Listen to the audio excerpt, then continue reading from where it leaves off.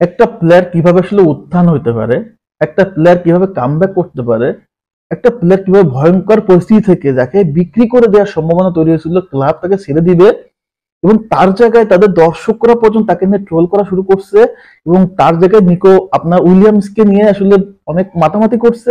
সেই জায়গা থেকে কামব্যাক কিভাবে করতে হয় এবং দলের সেরা হইতে হয় এবং দলের গোল মেশিন, দলের রাস্তা এবং দলের ক্যাপ্টেন হইতে হয়, জ্বলন্ত উদাহরণ রাফিনা।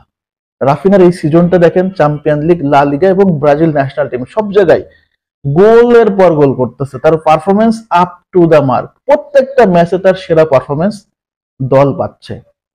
এই যে বার্সেলোনাতে রাফিনার এত উত্থান, ব্রাজিল টিমে ভালো খেলা, এই সবকিছু কিন্তু আসলে ঘটছে রাফিনার একক একটা প্রচেষ্টাতে। একটা প্লেয়ার যখন আসলে খাদের কিনারায় চলে যায়, জিদে একটা জিদ কাজ করে, তখন কিন্তু তার রেজাল্টটা ভালো আসে। দেখেন রিসেন্টলি রিয়াল মাদ্রিদ যে আপনার আতালান্তার মাঠে যে ম্যাচটা জিতে আসলো, কারণ ওই সময় তাদের ম্যাচটা জিততে হবে, তাছাড়া কোনো উপায় নাই।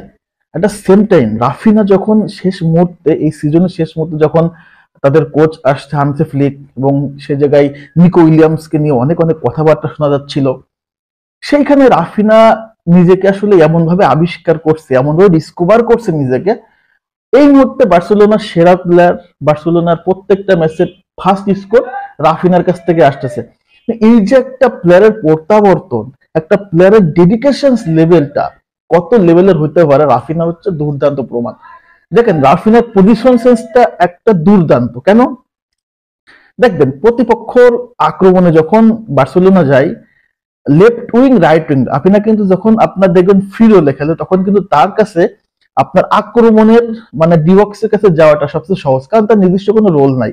তার কাজ হচ্ছে প্লে মেকিং এবং আক্রমণে যাওয়া, এবং বলগুলো আসলে যখন সুযোগ পায় সে তখন কিন্তু বলগুলো অ্যাসিস্টও করে। ম্যাক্সিমাম ক্ষেত্রে গোলটাই আমরা দেখতেছি, এই মুহূর্তে গোলটাই বেশি করতেছে।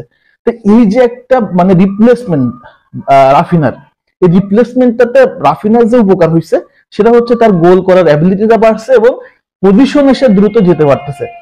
এই জিনিসটা হচ্ছে রাফিনার ক্ষেত্রে সবচেয়ে বেশি, মনে করেন যে তার গোল করার অ্যাবিলিটি বলেন, দলের জন্য কাজ করতে ভালো হচ্ছে, কারণ তার নিজস্ব কোনো রোল যেহেতু নাই, তখন ওই রোলটাতে খারাপ খেলার কোনো অপশনও নাই।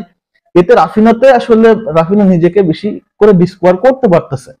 মিডফিল্ড আছে, লেফট উইং, রাইট উইং আছে, ডিফেন্স আছে, নাম্বার 9 আছে, রাফিনা হচ্ছে ফ্রি রোল। এই রোলটাতে রাফিনা তার মতো করে একটা, যেমন কামারের কাছে যখন আপনি কাদামাটি দেন, সে নিজের মতো করে একটা সুন্দর করে শেপ করে একটা জিনিস তৈরি করে। সো রাফিনা হচ্ছে বর্তমান বার্সেলোনাতে বলেন আর ব্রাজিল টিমে বলেন সেম একটা কাদামাটির মতোই। তার কাছে বল আছে, সে তার নিজের মতো করে আসলে কন্ট্রোল করে সেভাবে করে আসলে খেলতেছে।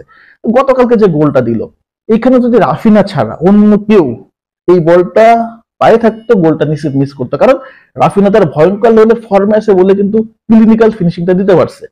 অন্য কেউ হলে 100% গোলটা মিস হতো, কারণ যে অ্যাঙ্গেলে গোলটা শট করছে তা সত্যিকার অর্থে কঠিন। শুধু এটা না, বায়ার্ন মিউনিখের সাথে গোলটা দেখেন, সেখানেও আসলে কঠিন চ্যালেঞ্জ ছিল।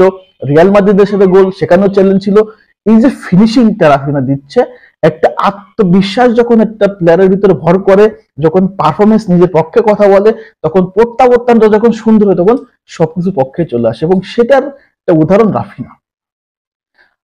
যদি এই সিজনটা এমনভাবে কাটতে থাকে, তাহলে চ্যাম্পিয়ন লিগে এবং লা লিগাতে যেভাবে পারফরমেন্সটা করতেছে, সামনে ব্রাজিলের খেলা আছে এবং নেক্সট ইয়ারের ব্যালন্ডর লিস্টে সবচেয়ে টপে থাকবে রাফিনা। এখানে আমার মনে হয় না যে আর কারো সন্দেহ থাকবে। সো রাফিনার এই যে চলন্ত পারফরমেন্স, এটাকে আপনি কিভাবে মূল্যায়ন করতেছেন, বা রাফিনা নেক্সট ডে ব্যালন্ডর জিততে পারে কিনা, সেটাতে আপনার আসলে অনুমত আপনার ধারণা কতটুকু, কমেন্টস করে জানাবেন। সবাইকে ধন্যবাদ। আল্লাহ হাফেজ। আসসালামু আলাইকুম।